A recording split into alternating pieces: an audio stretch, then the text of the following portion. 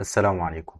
عمرك سألت نفسك هل الألوان اللي حوالينا دي موجودة فعلا ولا هي مجرد وهم تخدعنا بيها دماغنا بتخلينا نعتقد إن الألوان موجودة فعلا في الطبيعة؟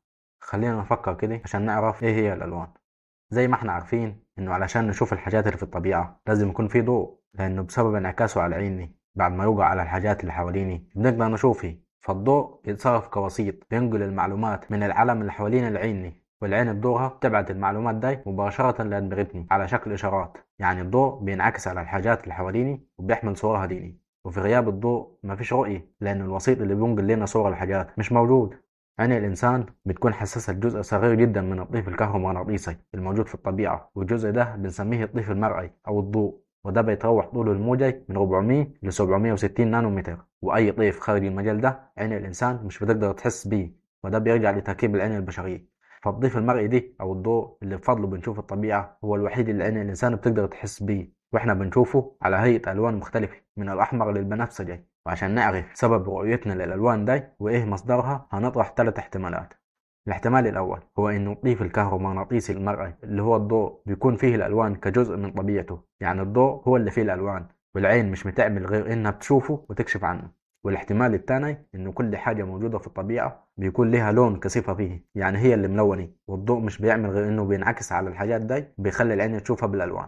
والاحتمال الثالث إن الألوان لا هي صفة في الضوء ولا هي صفة في الحاجات اللي حواليني، لكن هي مجرد وهم ناتج عن إدراكنا للعالم. يعني أدمغتني بتستخدم الخدعة دي عشان تخلينا نميز بين الحاجات اللي حوالينا. الاحتمال الأول والثاني بينفوا بعض، لأنه لو الضوء هو اللي فيه الألوان كصفة ذاتية يبقى الطبيعة ما فيهاش ألوان، وإنه الضوء هو اللي بيدي للحاجات دي لون لما بينعكس عليه. ولو كانت الألوان صفة في الحاجات مش في الضوء، فليه لما بنبص للضوء نفسه بنشوفه ملون قبل حتى ما ينعكس من الحاجات اللي حواليني زي ضوء الشمس أو ضوء الليزر مثلا؟ لكن في كل الأحوال المادة والأشعة الكهرومغناطيسية مش ممكن نفصلهم عن بعض، لأنهم تقريبا مرتبطين ببعض في الأساس، لأن الأشعة اللي جاية من الشمس والنجوم أصلها المادة، والتفاعلات اللي بتحصل بين العناصر زي الهيدروجين داخل النجوم هي اللي بتطلع الطاقة دي على هيئة موجات كهرومغناطيسية ترددات مختلفة، واللي من ضمنها الطيف المرئي أو الضوء اللي عين الإنسان بتقدر تحسه. يبقى الاحتمال الثالث هو الأقرب للصح، لأنه حتى في غياب الضوء الإنسان بيقدر يشوف الألوان. فمثلا لما بنحلم وإحنا نايمين بنشوف العالم في الحلم عادي بالألوان.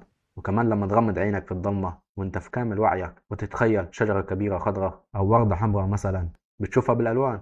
وده لو دل على حاجة فهو بيدل على إنه الألوان مصنوعة بدماغنا وما لهاش وجود حقيقي في الطبيعة ولا ليها علاقة مباشرة بالضوء المرئي. وبالفعل الأبحاث البيولوجية بتأكد كده، الألوان مش موجودة غير في عقل الإنسان بس. وشبكية عين الإنسان فيها نوعين من الخلايا الحساسة للضوء، الخلايا العصبية والخلايا المخروطية. الخلايا العصبية دي خلايا لها شكل واحد ومش بتشتغل غير في الإضاءات الضعيفة زي بالليل، مش بتقدر تحدد الألوان بدقة، بتشتغل كمستشعر لكل الترددات اللي موجودة في الضيف المرئي من الأحمر للبنفسجي.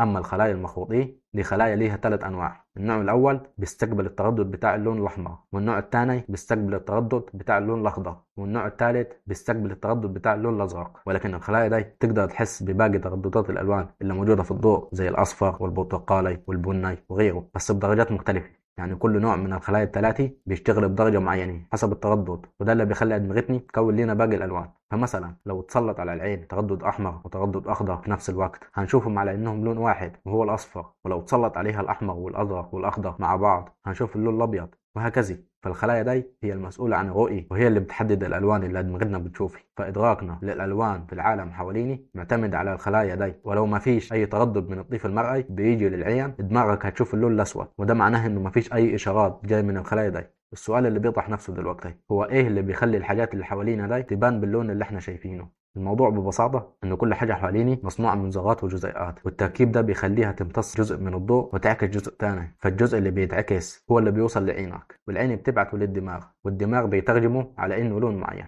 يعني مثلا لو عندك تفاحة حمراء تمام، هي هتمتص كل ألوان الضوء ما عدا اللون الأحمر. الأحمر دي هو اللي بيرجع لعينك فتبعته عينك لدماغك، ودماغك يقول لك دي لونها أحمر. الخلاصة العلم اللي بنشوفه بالألوان هو علم من صنع عقولنا وناتج عن إدراكنا للطبيعة بس، لأنه في بعض الحيوانات عندها أكثر من 3 أنواع من الخلايا المخروطية، وده بيخليهم يقدروا يشوفوا ترددات إحنا مش بنقدر نشوفها، زي السمكة الحمراء اللي عندها 4 أنواع من الخلايا المخروطية. النوع الرابع فيه بيقدر يشوف الأشعة فوق البنفسجية، وعلشان كده مش ممكن نعرف السمك ده بيشوف إيه في التردد دي، وده بيخلي عالمه من الألوان مختلف تماما عن عالمنا. فهو لو شاف تردد الأحمر والأشعة فوق البنفسجي في نفس اللحظة، إحنا مش عارفين هو بيشوفهم إزاي أو شكل العالم عنده عامل إزاي، لأن عمرنا ما شفنا شكل الترددات فوق البنفسجي.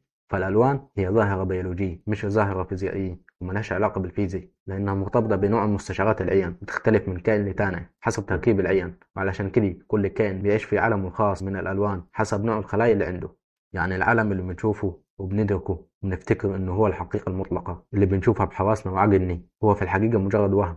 احنا مش بنشوف الطبيعة الحقيقية، احنا بنشوف الصورة اللي أدمغتنا بتكونها عن الطبيعة. احنا زي اللي بيبص على ظل شجرة ويفتكر ان هو ده شكلها الحقيقي، لكن الحقيقي غير كده.